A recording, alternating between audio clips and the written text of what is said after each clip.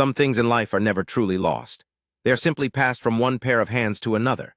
If you ever look closely at the left hand of Catherine, Princess of Wales, you will see this truth glowing quietly in blue and white. A sapphire, 12 carats of deep ocean color wrapped in a ring of diamonds. Most people call it the most famous engagement ring in the world. But very few stop to think about the woman who chose it first, and the strange, tender journey it took to reach Catherine's finger. This is not a story about jewels. It is a story about a mother who was gone too soon and the family that refused to let her fade. Back in 1981, Diana was given the chance to pick her own engagement ring, and she personally chose the sapphire and diamond cluster made by the royal jewelers Garrard. She wore it through the happiest and hardest years of her life. She wore it as a young bride, as a mother, and as a woman the whole world watched. Then in the summer of 1997, everything stopped. Diana was gone. The ring went silent, locked away, unseen by the public for more than a decade. What happened next says everything about the bond between two brothers. After Diana's death, the ring first passed to Prince Harry, who later gave it to his older brother, William. William kept it close, waiting for the right moment. That moment came in October 2010, on a quiet trip to Kenya, far away from cameras and crowds. There, William proposed to Catherine using his late mother's sapphire ring. When the couple later spoke about it, William explained something that made the whole nation pause. He said using the ring was his way of making sure his mother did not miss out on such a happy day. Think about that for a moment. A young man who lost his mum as a boy found a way to carry her into the biggest moment of his adult life. Catherine understood exactly what she was being handed. It was not just a beautiful stone. It was a piece of Diana herself, still warm with meaning, and Catherine quietly promised she would take care of it.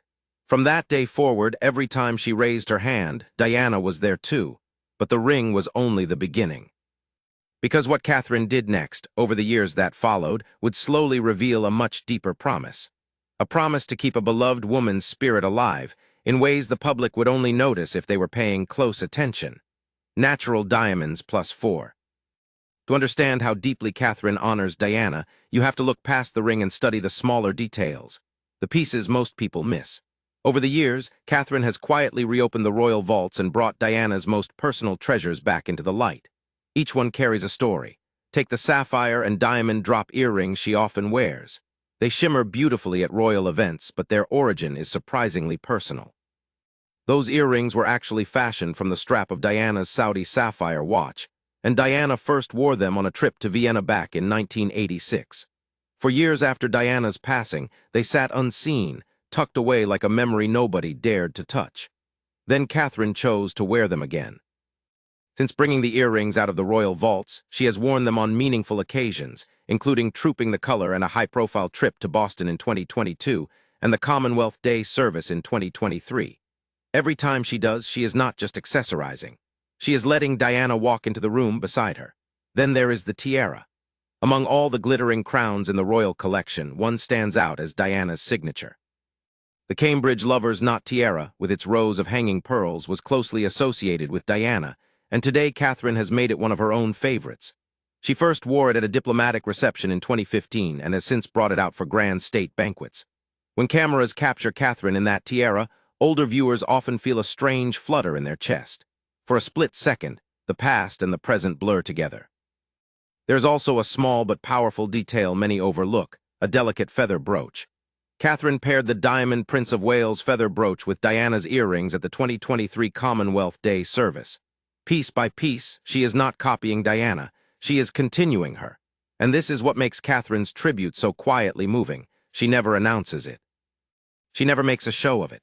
She simply wears these treasures, lets them speak for themselves, and allows a whole generation to remember the woman they loved.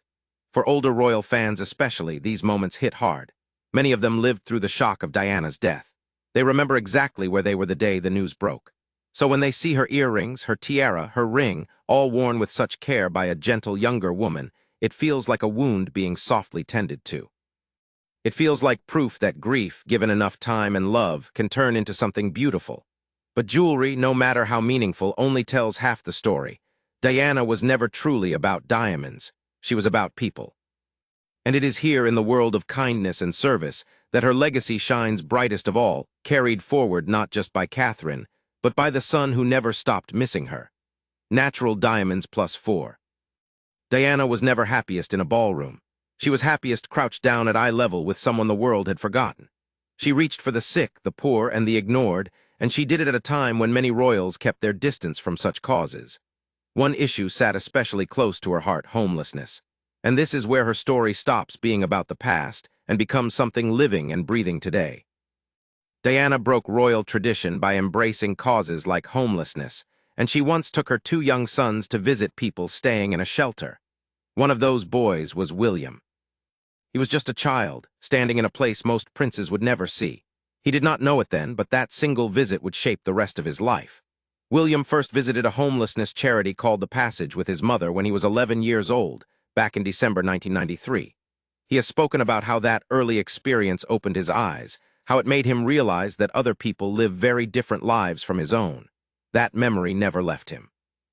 As William grew into a father and a future king, he did not just remember his mother's compassion. He acted on it.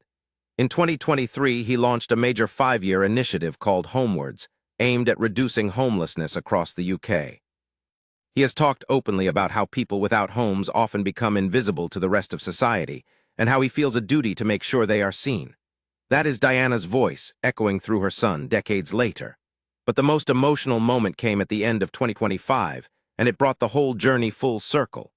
William returned to The Passage, the very charity his mother first showed him, but this time he brought his eldest son, Prince George.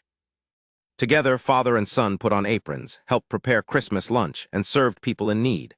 Then came the detail that left many people in tears. George signed the charity's visitors book on the very same page that had already been signed by his father and years before by his grandmother Diana. 3 generations, 1 page. One shared act of kindness. The family even shared 2 photos side by side, one of Diana with a young William in 1993 and one of William with George in 2025. The images spoke louder than any speech ever could. A grandmother who died before George was even born was still guiding his small hands toward doing good. This is the part of Diana's legacy that cannot be locked in a vault or worn on an ear.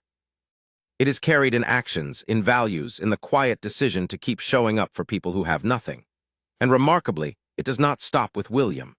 Because the next generation is already learning the same lesson, and one small girl in particular is reminding the world, again and again, of the grandmother she never met. The Royal Observer +6. There is a particular feeling that washes over people when they look at Princess Charlotte, a soft ache of recognition. At certain moments, the young princess has been photographed wearing similar clothing and even the same facial expression as Princess Diana at the same age. It is not planned. It is not staged. It is simply nature doing something gentle and quietly miraculous, letting a beloved grandmother live on in the face of a child who never got to meet her. For older viewers especially, these glimpses can be almost overwhelming. But Diana's true legacy in this new generation is not really about looks. It is about the heart. William regularly speaks to all 3 of his children, George, Charlotte, and Louis, about homelessness, treating it as something they should understand rather than ignore. He has said he hopes to bring them to meet the organizations helping those in need, just as his own mother once did for him. Read that again slowly. He is not only remembering Diana, he is repeating her on purpose, passing her lessons down like a family heirloom far more precious than any jewel. And Catherine stands right at the center of this quiet mission. Each December, she leads a special carol service at Westminster Abbey, a gathering built around love, compassion, and the simple connections that hold people together. The Together at Christmas service, supported by her Royal Foundation, has become a moment for the nation to pause and reflect on kindness. It is exactly the kind of warm, human gesture Diana herself would have adored. When you step back and look at the full picture, something beautiful appears. Diana is not gone, not really. She lives in a sapphire ring that survived heartbreak and found new love. She lives in earrings and tiaras that turn royal events into quiet tributes. She lives in a homeless shelter, on a page in a visitor's book signed by 3 generations of her family. And she lives in the eyes of a little girl who tilts her head just the way her grandmother once did. This is what makes Catherine's role so powerful. She never had to make a dramatic speech to honor Diana. She never needed grand announcements. Instead, she chose the harder, more meaningful path. She simply lived it every single day in the jewelry she wore, the values she protected, and the family she helped raise. For a woman taken from the world far too soon, this may be the greatest tribute of all, not statues, not headlines, but a family that quietly refused to forget her and chose instead to carry her forward with love. Diana once said she wanted to be a queen in people's hearts. All these years later, thanks to Catherine, William, and their children, she still is. And as long as they keep choosing kindness, she always will be. Hello, +3.